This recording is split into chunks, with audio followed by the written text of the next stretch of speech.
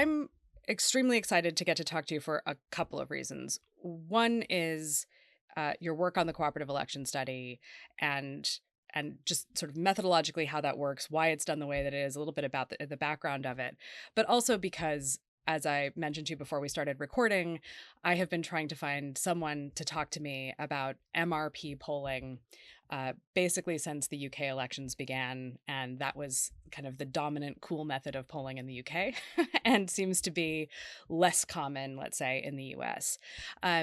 So why don't we start there and just talk a bit about what the Cooperative Election Study is? I know it used to be the Cooperative Congressional Election Study.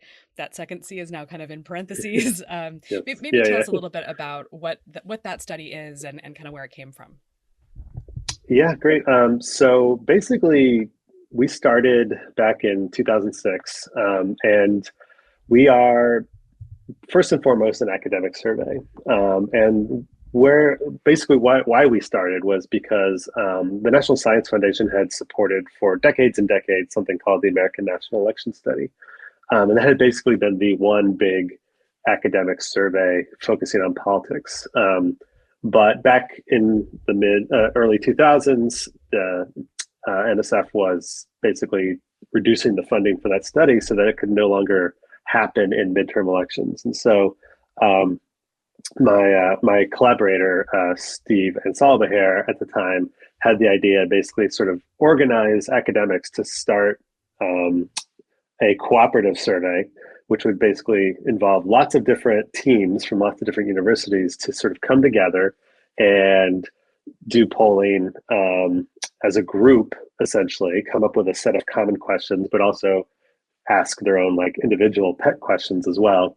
Um, and that sort of took off. There was a big demand for that. Lots of people, basically for years, had been at the behest of this one survey, the AMES. Whatever they asked, that was basically what we got to study. But now this new the cooperative election study was giving people the opportunity to ask the kinds of questions they wanted to ask and study the kinds of topics they wanted to study. And so so that was sort of the start. Polling is costly, and so actually the way to make it affordable was to do something that was pretty innovative and maybe even some people probably at the time would say fringe, which was to do the survey online. So back in 2006, there weren't really a lot of online surveys at all. And the few that there weren't really thought that highly of. But there was this new company called YouGov that was starting out. Actually, at the time, it was called Pollmetrics. YouGov was actually a company in the UK who ended up buying Pollmetrics. Oh, okay. Pollmetrics was run by a political scientist by the name of Doug Rivers. And he had this idea about how to do online polling in a way that was much more scientific than what had been done before. And so we essentially were taking this new model of doing this big team study and also this new model of doing surveys online. It was, it's almost sort of like tech startup world, basically. We're kind of figuring it out as we go.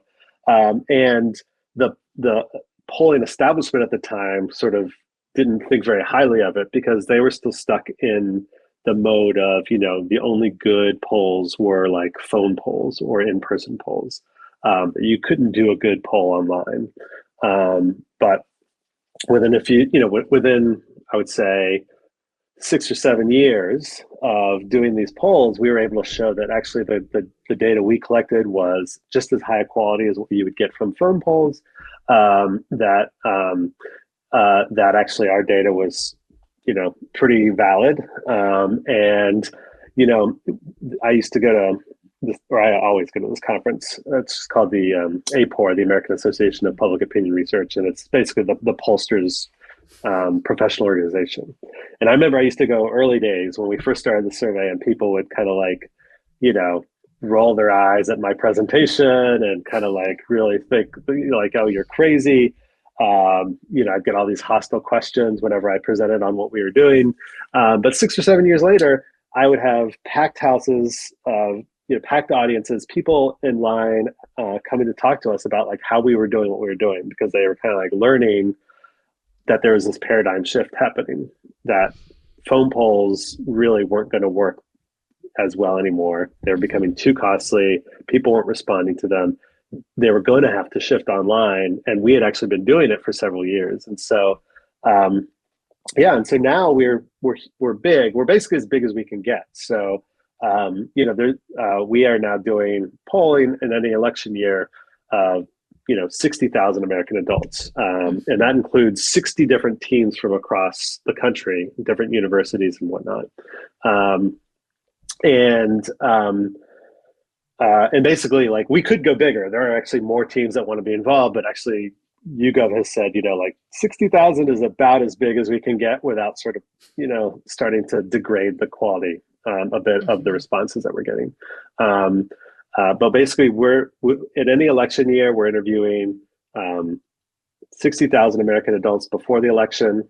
They answer 10 minutes of questions that are the same for all the respondents, and then another 10 minutes of questions that are specific to like the team that they are answering the survey for. So for example, I might have my own module, and I would get like 1,000 respondents who are answering questions that are like unique to my research. And then we re-interview those respondents after the election, sort of ask them how they voted and some other questions. And so we have pre and post election data on all these people. And then a few months later, once the data is all collected, we also then take their names and addresses, which YouGov collects, and match them to the voter files so that we can actually identify who actually voted in the last election and who did not vote, because a lot of people claim to have voted and they don't actually show up.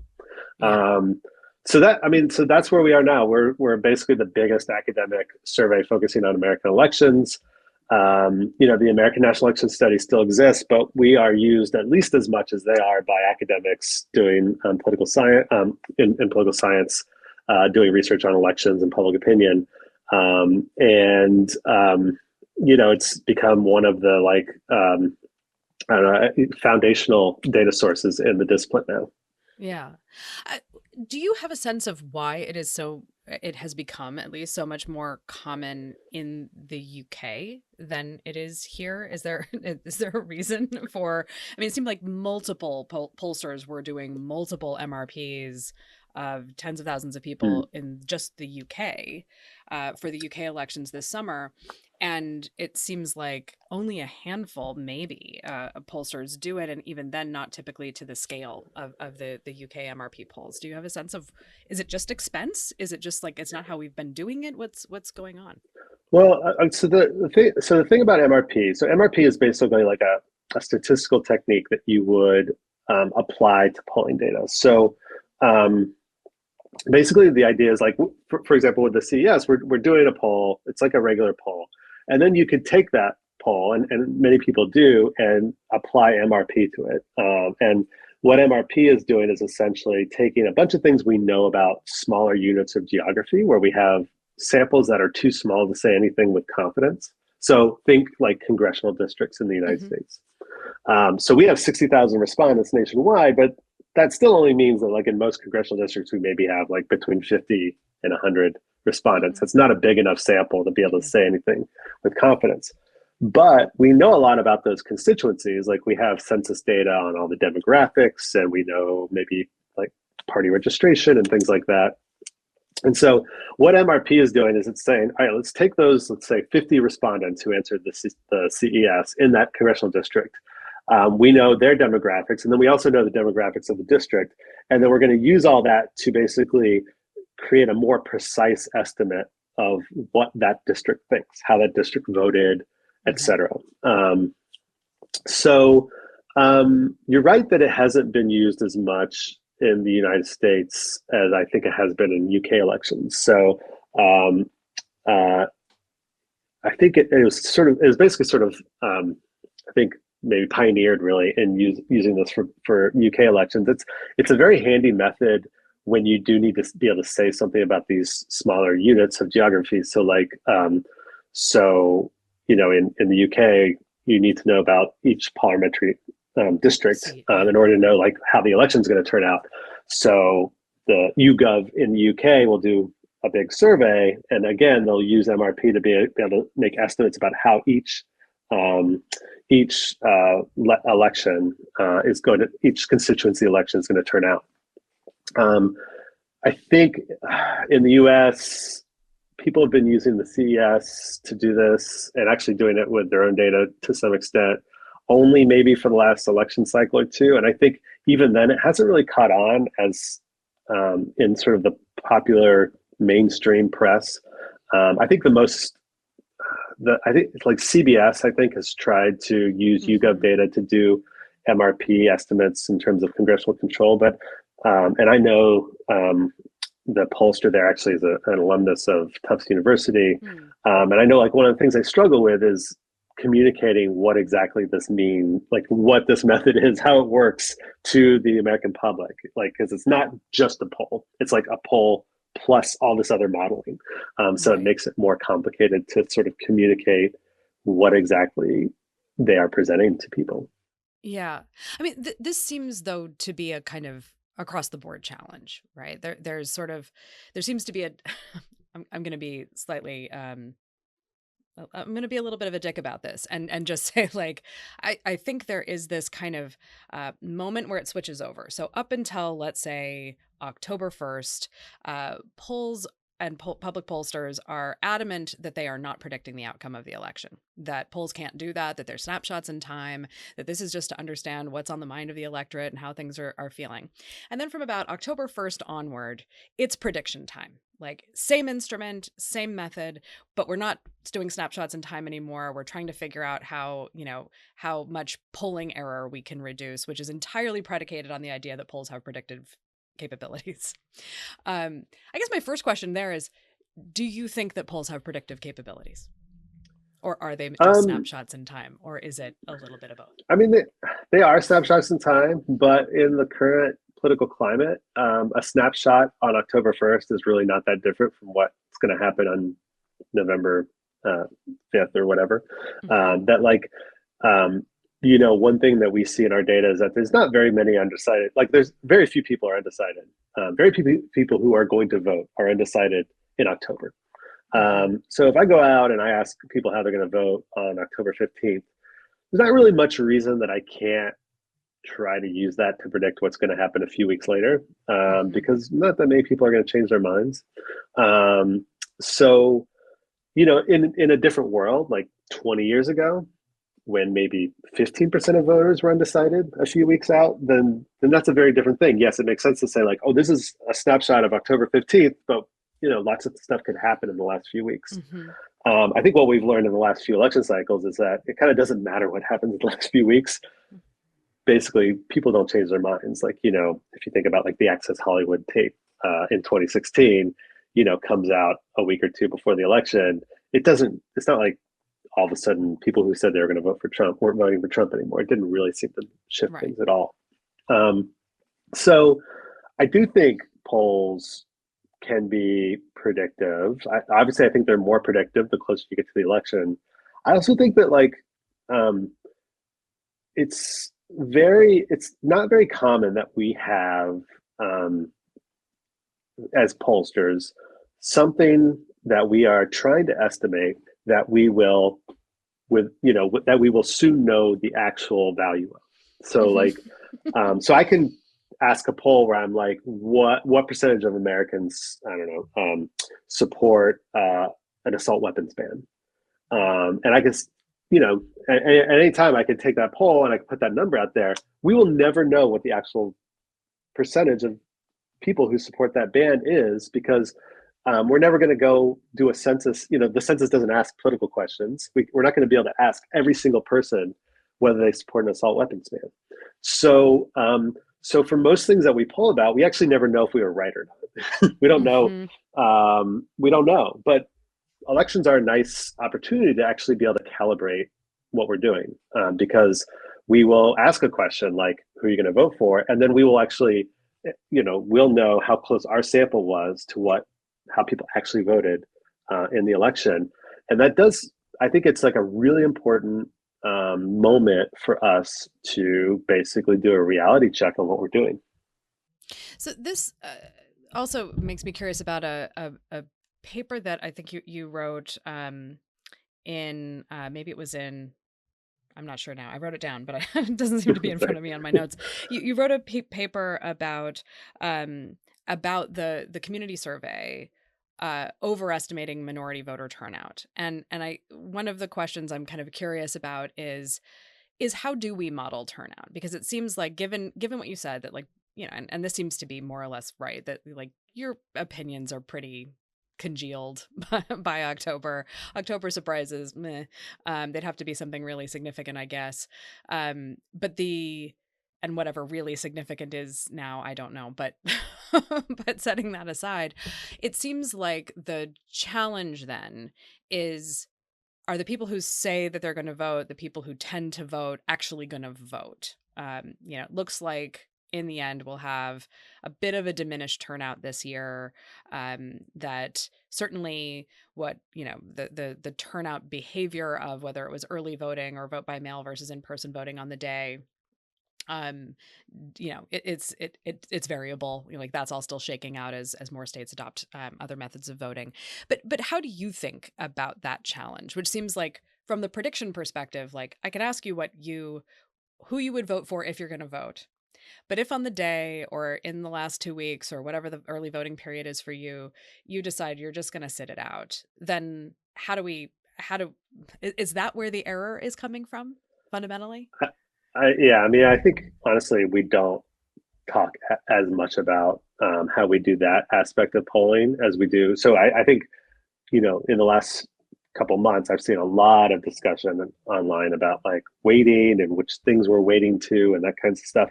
And weighting is definitely one problem and way that we model our data. But another really important way that we model our data is figuring out who's actually going to vote. So you'll see polls that come out that say like this is a sample of whatever number of likely voters. Well, how do you know that these are the people? How do you know that these are the likely voters? And even just the term likely voter is telling you something. And it's like we don't know. Like we're saying these are likely to vote, but who knows? Like anything could happen. So it's a really unique problem for pollsters because I think most things that we poll about, we kind of know what the population is when we do the poll, right? The whole idea about polling is, okay, I have a population that I want to know something about. So I take a sample from that population and based on like, what we know about statistics and random selection, that like the sample I take will, look approximately like the population. Well, the problem with election polling is we take a sample from the population, but then we're interested in this other population, which are voters, and that population doesn't even exist yet because the election hasn't happened yet, right? So Right. we're actually making a predict. We're not. So the real prediction we're making is like who's going to vote, because people don't really lie about who they support. Hmm. For the most part, like people are pretty honest about like I'll vote for Trump, I'll vote for Harris, but they do lie about whether they'll vote. We see, for example, when we ask people like how likely are you to vote, we see like I think I'm trying to remember the exact percentage, but a big share of people who say I will definitely vote, like 20 or 30% of people who say I'm definitely going to vote, end up not having voted when we Hmm. go and match the data to the voter files. Like we can't find any record that they voted. Um, and so, and there are like known biases. So that's not just random. Like certain kinds of people are more likely to lie about it. So if you have a college education, you're more likely to lie that and say that you're going to vote, even if you're not. And that part of that's the idea that like you have having gone through college, you have ingrained in you that voting is a thing you should be doing, and so Right. you say you're going to vote. Maybe you even actually believe that you're going to vote, but then you don't. Um, Even after the election, when we ask people, "Did you vote?" A big share of people who didn't vote lie and say that they did. So Hmm. you can't even believe people after the fact. So what we've done, and different pollsters do different things. So some are just like ask people, "Are you going to vote?" And people who say, "Yeah, I'm definitely going to vote," they say, "Okay, well, those are the likely voters." Other people have like maybe a checklist of 3 or 4 questions, and if you Hmm. get a certain number of these responses correct, then you're a likely voter. So if you say you're going to vote and you're also excited about the campaign and you voted before, then you're like a likely voter. Other people are taking their samples off the voter file, and so they might create a model, like a turnout model from the voter file. So a lot of these voter file firms actually have their own turnout models where they have like Right. estimated how likely any given person who's a registered voter is likely to vote. Mm-hmm. We, what we do before the election is we have a model that we train on past elections, and we take all this information. So we take like whether you say you're going to vote, how interested you are in politics, whether you voted before, how strong a partisan you are. But we also take some demographics, like how old you are, what your race or ethnicity is. Because what we found is, for example, that when that a 60-year-old person who says they're definitely going to vote is much more likely to vote than a 25-year-old who says they're definitely going to vote. Mm-hmm. And so we also need to like take that into account. And so we take all this stuff into account. We train it on the past CES surveys, because now we know who voted in those previous elections, and then we use those surveys, apply it to the current year, and basically create a probability that each person in our sample is actually going to vote. And that's how we essentially get our likely voter sample, which is not just like, oh, here are the likely voters in our sample, and here are the people who aren't going to vote. Mm-hmm. Instead, it's each person gets a probability. So like, Right. so maybe like I answered questions in a way where I look like I'm very likely to vote. So my probability is 0.9. So my Mm-hmm. weight essentially as a voter is like 0.9. I'm 90% likely to be a voter. And then maybe someone else answers questions in a way where they're very unlikely to vote. So they get like a probability of 0.1. So when we aggregate the data into likely voters, the person who's very unlikely to vote is going to be downweighted a lot, and the person who's very Mm-hmm. likely to vote is going to be upweighted. So, one of the things that's interesting to me about just sort of like the direction of analysis about things often is there are the people who say they're going to vote and then they don't vote, and we worry a lot about them. I feel like a lot of attention gets paid to the people who seem like they're enthusiastic about voting. And so if we just knocked on their door one more time, or, from the kind of practitioner perspective, they're the low-hanging fruit that if we could just turn them out, then we get the result that we want. The other direction of analysis is the people who say they're not going to vote and then do. The people who don't get put into the likely voter model. And I noticed at some point after after the switch, that the New York Times went from having registered voter versus likely voter to sort of likely electorate, where they did have some people in there who didn't vote in 2020, who didn't seem terribly enthusiastic about voting this time, I think in an attempt to include the unlikely voters in their model of what the likely turnout would be. Are there similar kind of demographic trends around who says they're not going to vote and then do? Honestly, like if you look at our data, for example, if someone says, no, I'm not going to vote, I mean, a small percentage, I would say maybe like 3 or 4% of those Mm-hmm. people end up becoming voters. I'm not sure I've ever even really taken the time to look at who those individuals are. It's a really small group. The more interesting group, I think, are the people who say, like, I'm probably going to vote. Mm-hmm. Because they're actually, even saying that you're probably going to vote, I think of the people who say they're probably going to vote, fewer than 40% actually turn out. Mm-hmm. But a lot of likely voter models would say like these people aren't going to vote. Like if you're saying anything other than definitely you're not going to vote. So the I'm probably going to vote group is I think the really interesting group, because that's the hardest one to predict. Mm-hmm. Because there are some people in that group who are going to vote, and it's really hard to figure out who they are. And I think what we've seen in recent elections is that Trump has maybe a kind of a somewhat unique effect on turnout, where he kind of drives up turnout a bit among like less college educated white individuals who often wouldn't necessarily be voters otherwise. Mm-hmm. I think it's been hard to predict turnout among that group. And I think I think that's where we've struggled a bit. And again, we don't know for sure like how much of the error that we're seeing in polls, and the polls Mm-hmm. did fairly well this year, but how much of the error is because of like the sampling or the weighting, and how much is the likely voter models. But but it's definitely a problem. Like it's hard to know. Like I think the hardest groups to predict. Yeah, if you're definitely going to vote, a lot of you aren't going to vote. So we have to figure out who's not going to vote among that group, and then the probably going to vote. Well, we think a lot of you are, most of you are not going to vote, but actually some of you are, and that's also a hard group to predict. Hmm.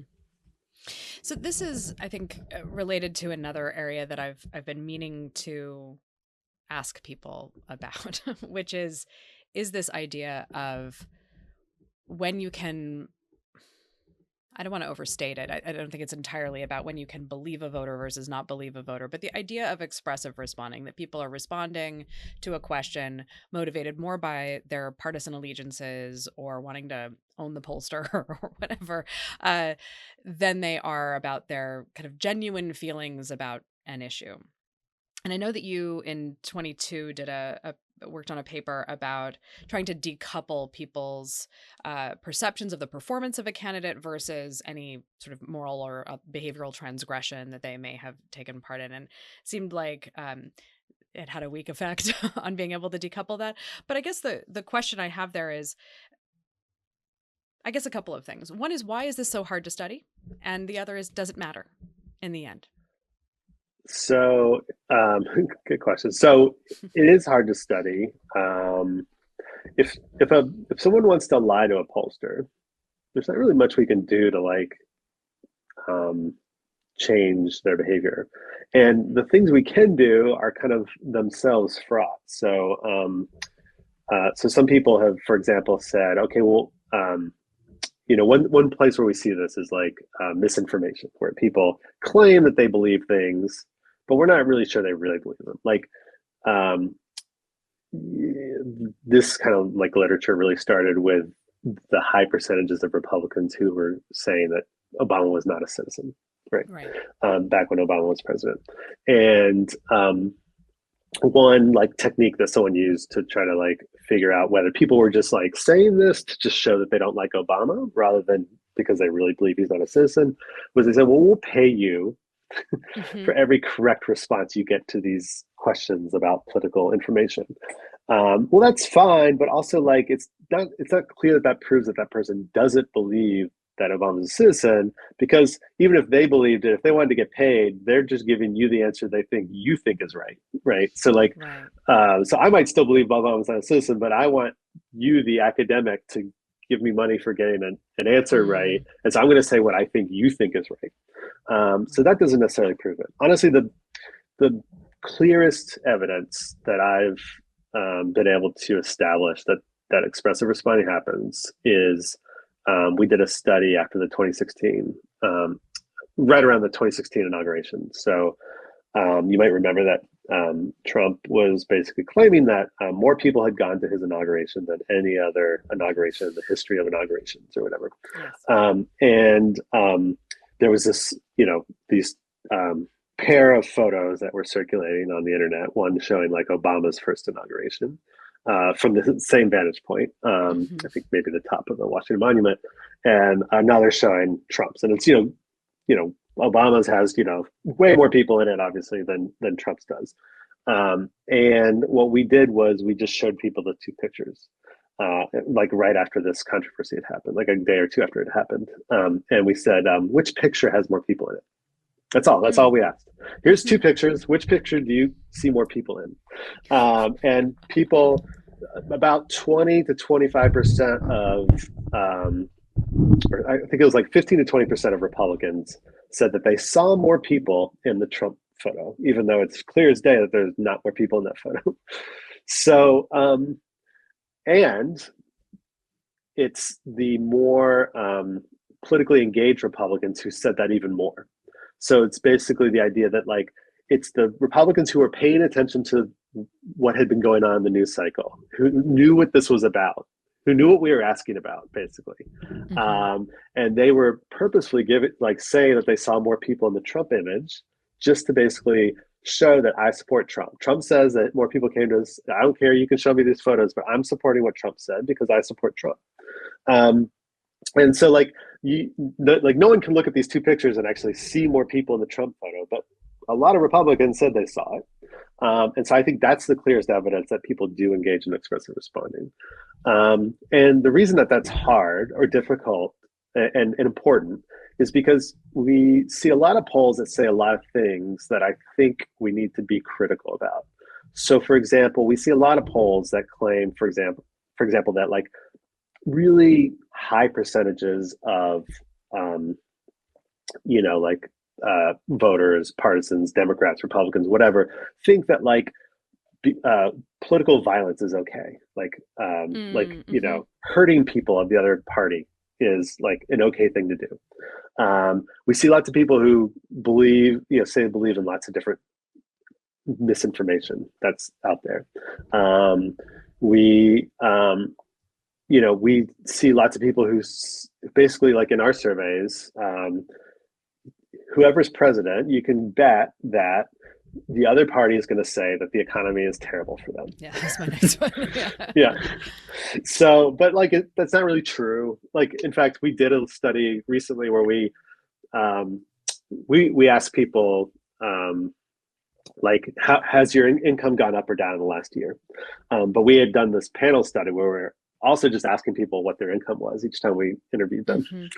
So Republicans were like, yeah, my income has gone way down Mm-hmm. between from 2020 to 2022 during the first 2 years of the Biden presidency. But then when you look at the actual income that they reported in 2020 compared to 2022, like most of them actually had seen an increase in their income. Were telling us their income had increased, even though in the question we were asking about has your income gone up or down, they're saying actually it's gone down. So we have to like know about this because like otherwise we're going to put these findings out in the world where we're saying things that are just not true. Like that large numbers of Americans think that it's okay to like hurt someone of the other party. Large numbers of Americans believe whatever bits of misinformation.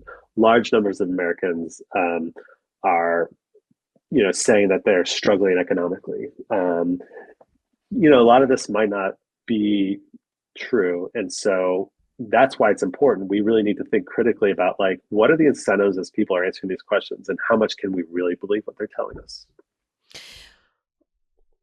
One of the things I wonder with that is sort of the communication effects of polling, if I can put it that way, that polling gets reported on and the kind of the almost like legitimizing effects of having the poll say, well, everybody agrees that political violence is okay, or one side thinks it is, or well, if they're saying that they feel like the economy is worse, then we have to take them at their word with that. I think there's a lot of things to unpack, and like the how did your income perform is a more like clear cut, could be based in facts question, whereas like how do you feel about the economy, I think frequently people, sure, it's vibes. Some of it is projecting into the future. Like, I feel better about my future prospects based on my preferred party being in power. As a qualitative researcher, my instincts are always like, can we have a conversation about this, please? Because I don't think we're saying the same words and having with the same meanings baked into them. But I am wondering about the effect of, if the polling is suggesting that it's just kind of anything goes, or that we're all really concerned about democracy, or we're comfortable with political violence, or the economy, people feel like the vibes are off, and so the economy is bad, therefore the economy is bad. What are the kind of effects on the audience for having those things communicated when it's, looks like a significant portion of the population feels a certain kind of way? Polls are, for good or ill, not presented as aggregates of opinion. They are presented as if they are facts on the ground. And so, and frequently I think it's because it's just numerical, and people respond to things that way. But do you have a sense of that, of how like the polls themselves are a form of communication to the electorate about the electorate? Yeah, I think that's like a really important thing. And that's why in the first place, people would be engaging in expressive responding. Like there's no reason to do that unless you are thinking, oh, this poll is going to go out in the world and I want my team or my guy or my, whatever, my candidate to look good. And so I'm going to say things that make my candidate look good. Um, so we can kind of see how this is like an interesting feedback loop where people like understand, oh, I'm answering a poll. I know that this poll is going to go out in the world. I want to sort of be strategic about how I answer the questions. So obviously, it's like if survey respondents are thinking about that, then it's obviously clear that they are themselves influenced by what polls are saying. Um, and I think it's like a really important problem that sometimes I think we aren't careful enough at. Mm-hmm. Both as scholars, but also as maybe as with the news media. And obviously, I have less sway with the news media than I have with other scholars. But Mm-hmm. I'll tell you, like a few years ago, I did a I was commissioned to do a report on QAnon and conspiracy Mm. beliefs. And so what I did as part of this was to ask people like some of the various QAnon conspiracy theories that were out there and ask them whether they believe those theories or not. And then what I did, because I was kind of curious, after I asked about this, I said, before I had asked you this, which of these had you actually heard about? And I was struck by the percentage of people who said they believed something and then said they had never heard of it before I asked about it.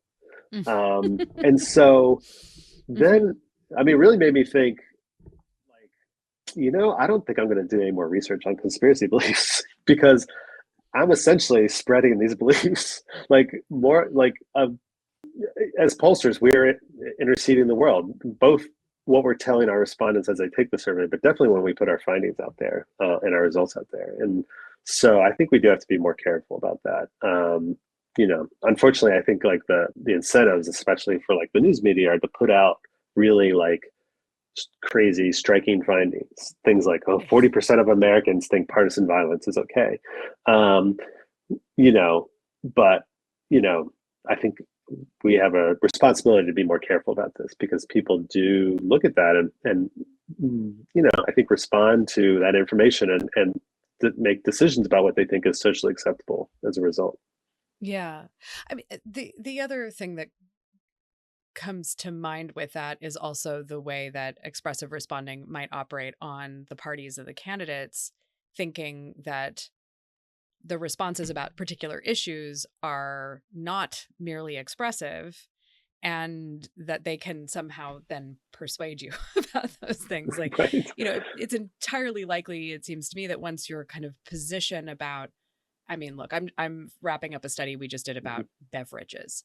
And like, it doesn't matter how much someone tells you they love kombucha. If that sounds gross to you, you're not changing your mind. Like, Right. Right. you know what I mean? And Yeah. so I wonder how much, like, if I am, if I'm in the party that is out of power, I'm upset about the party that is in power, and so I expressively respond that I think the economy is bad. Mm-hmm. If my party or the opposing party tries to persuade me either that the economy is good or that they have a plan for addressing my needs, Mm-hmm. like they they're probably wasting their time either Mm-hmm. way. Like, my opinion about that is not really about the facts on the ground. My opinion about Right. that is my political preferences. Yeah, and like there are all sorts of fallacies like this that you see. For example, like the exit polls will ask stuff like, I don't know, in this case, like, let's just make a hypothetical question, but you'll see something like this where it'll be like, which of these candidate traits do you think is most important in a leader? Do you think it's, you want a strong man as a president, or do you want something who, cares about people like you, or like is, Right. whatever. And then you'll get these results where you're like, oh, like people, Trump won because people wanted a strong man. Well, no, people who decided they wanted to vote for Trump then picked the trait that best fits the candidate they already decided they wanted to vote for. It wasn't really the other way around. We know that that's how that works. Like, so um, in terms of like trying to understand what would actually um, like influence somebody to change their mind. And there definitely are swing voters, and I think like I think there's, there are obviously a lot of people who did swing from 2020 to 2024, and that likely made a big difference. But to figure out what's going to work, it really comes down to kind of like sophisticated message testing, where you're kind of like running different, excuse me, running different, messages and seeing which one moves people. And it's not going to be answered by a simple question, which is just like, what issue would make you vote for this candidate or whatever. Like, that's just like people. I always tell my students in my polling class, like, they always want to ask questions like, would something they always want to ask something like, what was the reason you voted for Kamala Harris or whatever? Like that's the question they want to ask. Was it, this or this? And I'm like, people don't know why. Like the people are not capable of answering that question correctly.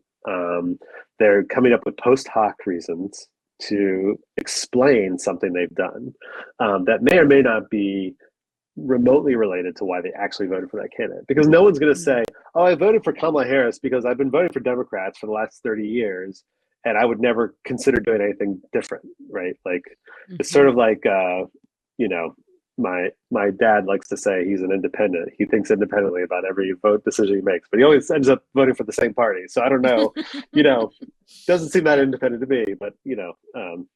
So I think, I think for a long time,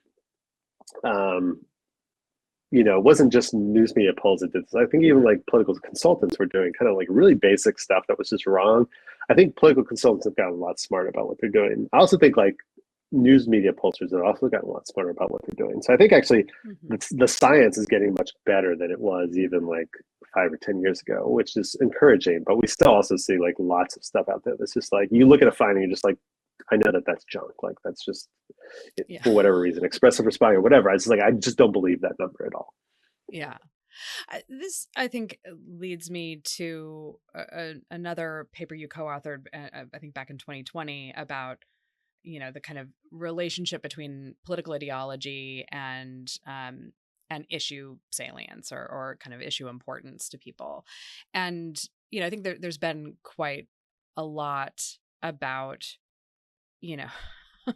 about how much which side is wagging which side, right?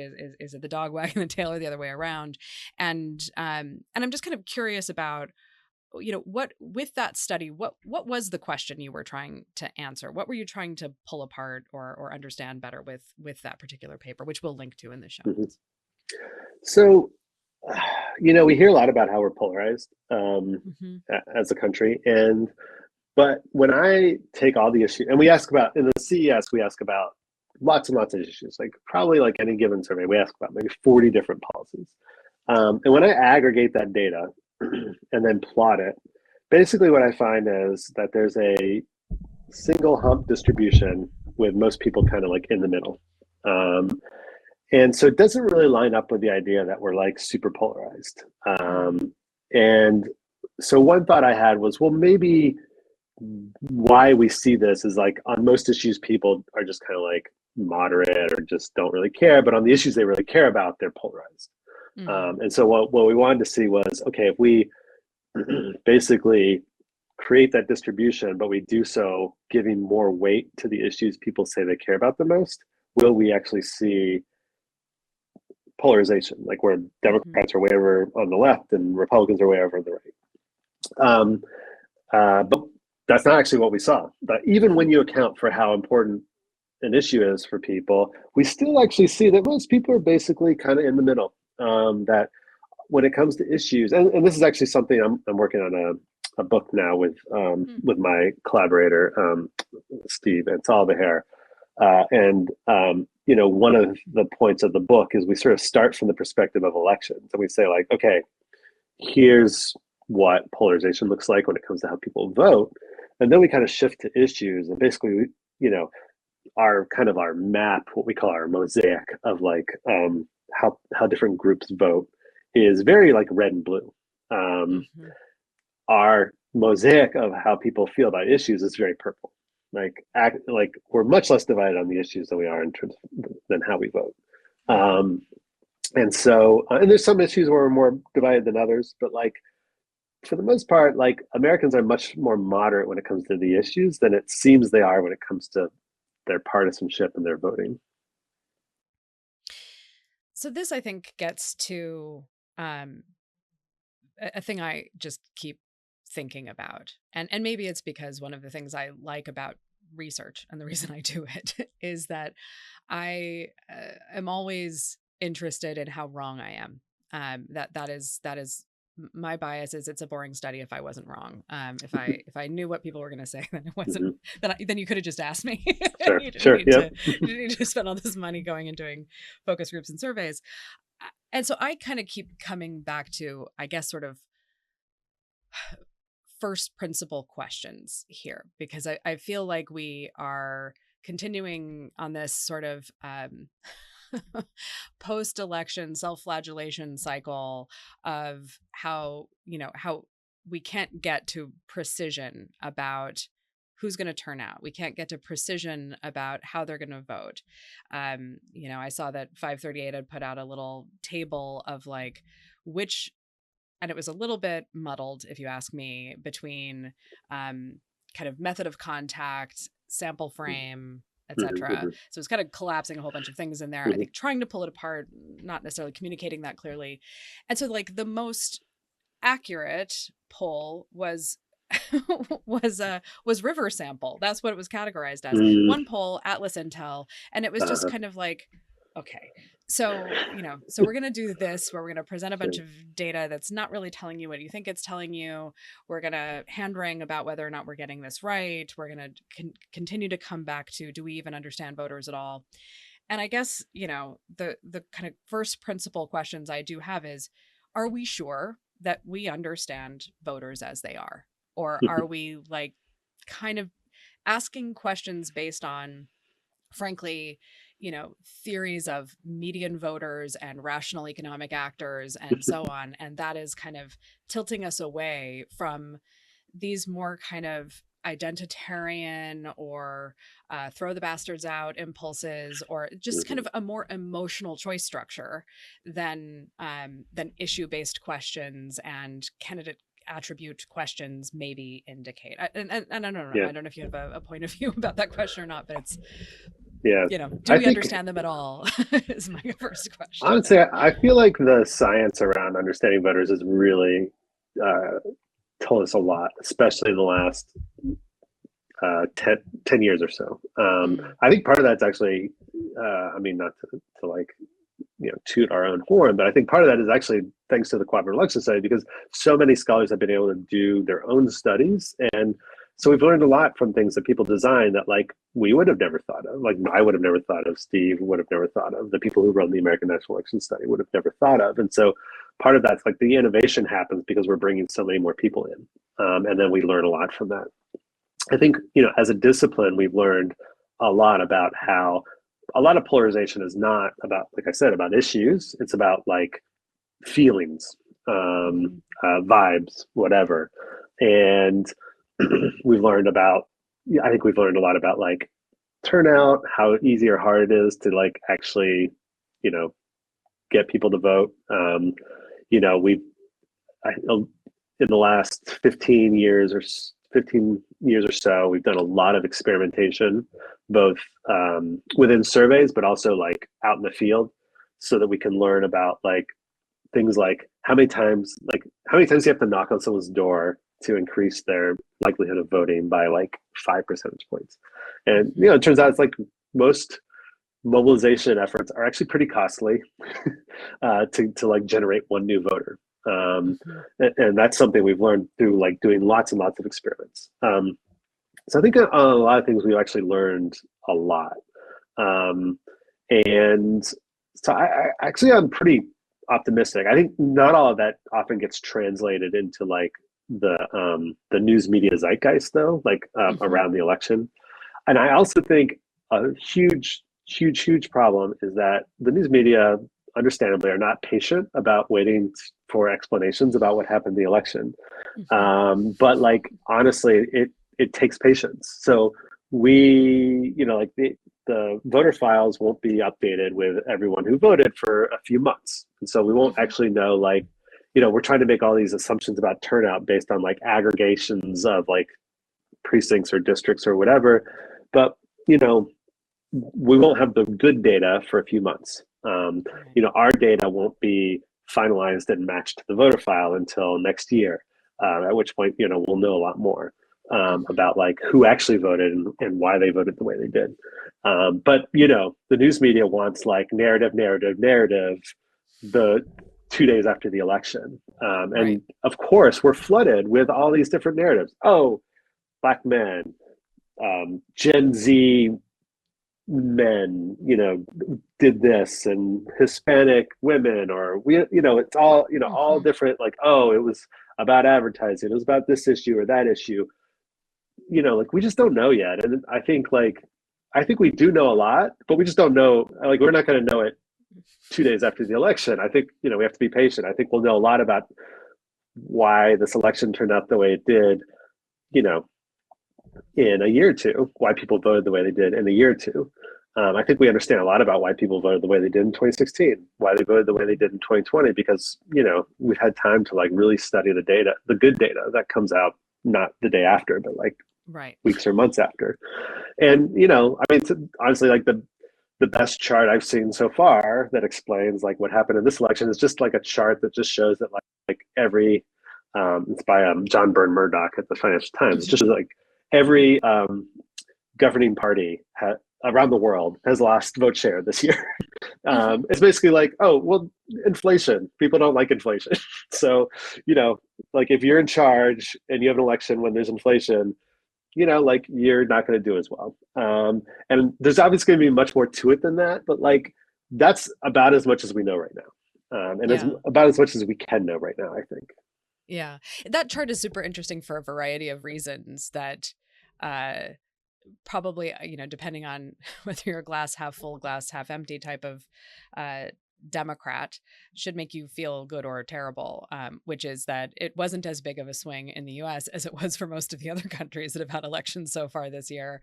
And so there is something about the management of the post-COVID economy and inflation and you know maybe there's a contribution there about just like doing politics and campaigning that also helped make a difference. I know uh, kind of early looks at things Mike Podorzer had put out in his newsletter this week about like the battleground states had less of a shift than the non-battleground states, which does make me start to think about, you know, how practitioners ought to be interpreting polling. And here I do mean the high quality polling, not the kind of flash stuff that's happening and the quick analysis stuff now, but should they be kind of re-theorizing their resource allocation and how they do politics? Like if the political, and I've been doing the show now for almost a year, talking to lots of political scientists and political psychologists, lots of great thinking and work being done here. And I can't say that I, as a news consumer who is obviously, since I'm doing this show, a bit of a junkie, seeing that reflected in certainly the way that they talk about it publicly. I don't, they may be talking about it in the campaign headquarters, but it's not translating out into the public narrative, and it's not necessarily translating into advertising. So it's hard for me to assess how much they're doing politics in response to this work. you know do you feel like there is a gap between how practitioners are receiving the science that's being done and then how they're enacting their political strategies? I'll end the question there. Mm-hmm. Like I Yeah, was yeah. kind of keep going on. Yeah. No, it's okay. I think there is a gap, but I actually think it's much smaller than it used to be. So Mm. I think um, there are better trained people who work for the parties and candidates now who better understand good social science and are applying those principles to like thinking about messaging and resource allocation. There are places like, for example, on the Democratic side, the Analyst Institute, which is basically Hmm. just like kind of like a shop for academics who are basically, you know, creating studies to show practitioners how to run campaigns, essentially, like what works. Um, And there are also efforts by like groups and parties and candidates to like recruit academics to sort of cooperate with them to design studies to better understand what they're doing. So, for example, I worked with the Environmental Defense Fund in 2016 to test out some different like get out the vote approaches that they were trying to use to see what really worked.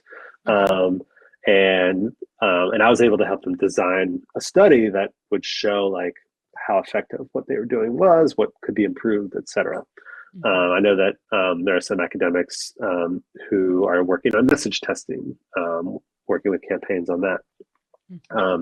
Rick Perry in Texas, like worked with academics. I can't remember, maybe 6 or 8 years ago on his gubernatorial campaign, randomized which ads he was showing in which media markets, and then was basically worked with academics to test like how those messages moved opinion, and then how long that movement lasted after the ads had aired and stuff. So I actually think, in 15, 20 years ago, like none of this was happening. Like it was very much like the world of political consulting was mostly just like trust me, I've been doing this all my life. This is the message that's going to work, and there's some nice and fun about the James Carville folksiness of it.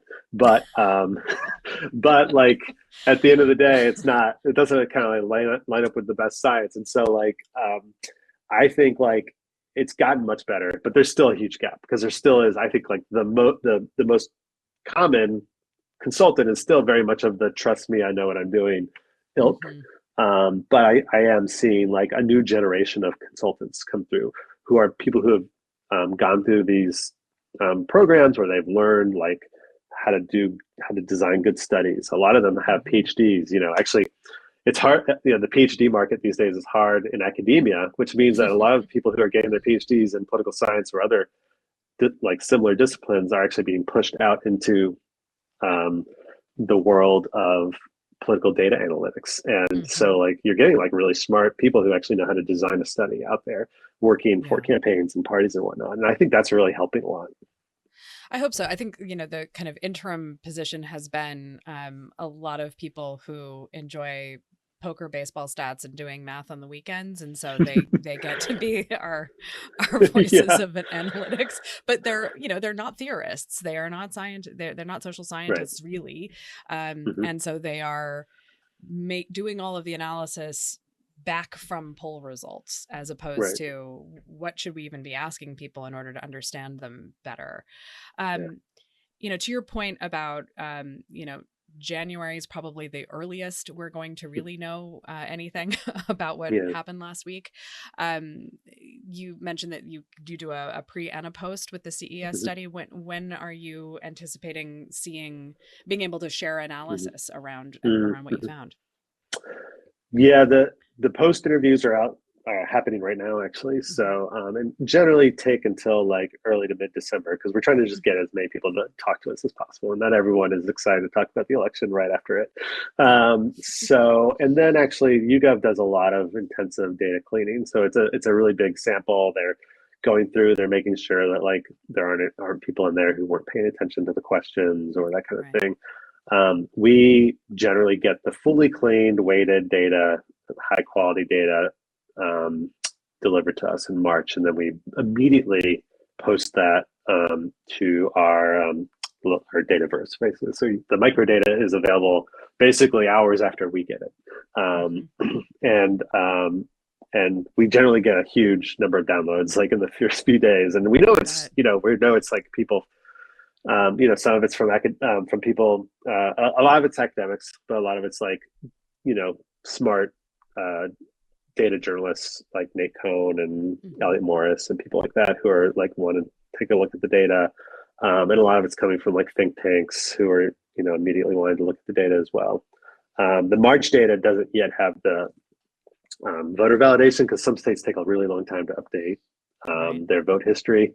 So that we then do a second release that comes out in the summer, usually like July or August that has, again, our full sample, but now also attached to it information about whether this person is registered to vote, whether they voted in the primary, whether they voted in the general election, and that sort of thing. Hmm. And what are, I mean, what are the things you're most curious about when that Mm-hmm. data is processed? What are you hoping to dive into? So I think for me right now, I'm very interested in the what we're actually going to see with African American voting. So our like when we took the preliminary data, applied our likely voter model to it, we're actually seeing a big drop off in support for Democrats among African Americans, more so than I think the exit polls showed. Yeah, so I'm very curious to see whether like this dip that we see in support for Democrats among African Americans is real, or once we limit it to people who actually voted, if a lot of that's just a mirage, just kind of African Americans who say they didn't vote for Harris but actually didn't vote at all. Um, and so Right. I think Okay. like that, like I think that's a really that could be end up being a really big story if it's really true that like support for Harris dropped significantly among African Americans compared to what Mhm. Biden did 4 years ago.